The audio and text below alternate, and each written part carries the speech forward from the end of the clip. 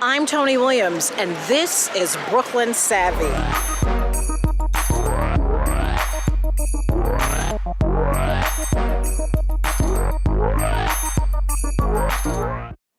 Hi, I'm Tony Williams, and welcome to Brooklyn Savvy.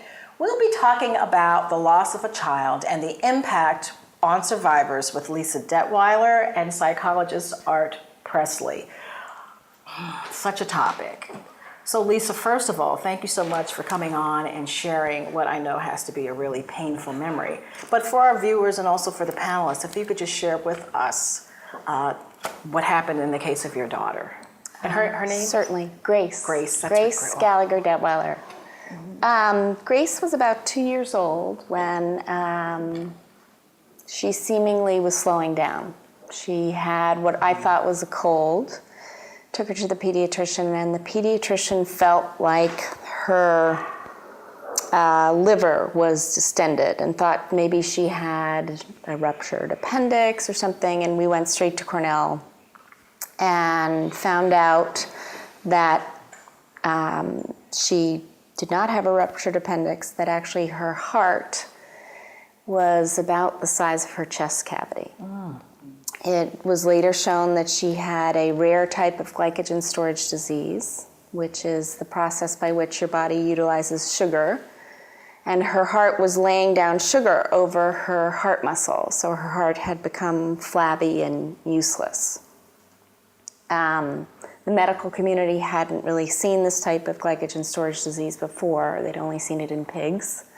So she was an anomaly that way. We were transferred to Columbia and lived there for about a month, and Grace had a heart transplant. And heart transplant is a huge deal. Not only is the surgery something to get through, but then you live a life of anti-rejection drugs and biopsies on a weekly basis, 3-4 trips to the hospital every week just to make sure everything's going okay. And Grace was doing fabulously. She was like beating every milestone. Every time she had a biopsy, it was coming back A-rated. But one night she rejected the heart. And she actually didn't reject the heart muscle. Her heart muscle was fine. Your heart is covered in epithelial cells, like your skin cells almost. And it was actually those cells that were rejected by Grace's body.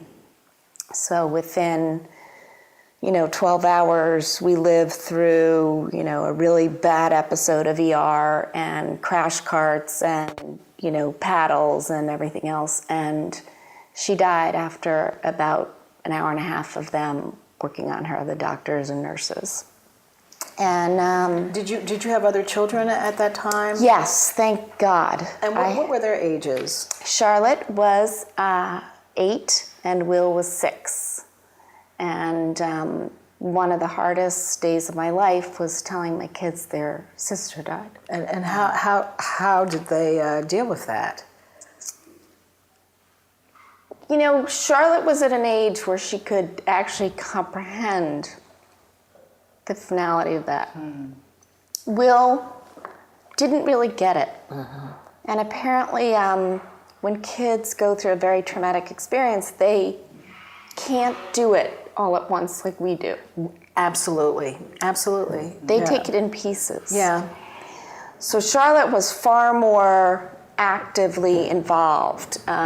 It was openly weeping and grieving and trying to figure out what was happening, knowing that her own little self provided great comfort to her parents, whereas Will was still not really understanding death and its finality. I remember Will at the Yeah. funeral. I remember speaking to him. Yeah. And we were walking, and he was so polite. He's such a polite kid. Yeah. And we were speaking, and I knew he had no idea what was hitting him. It's very hard for them. He's such a polite child. Right. He was being so polite. Yeah. So how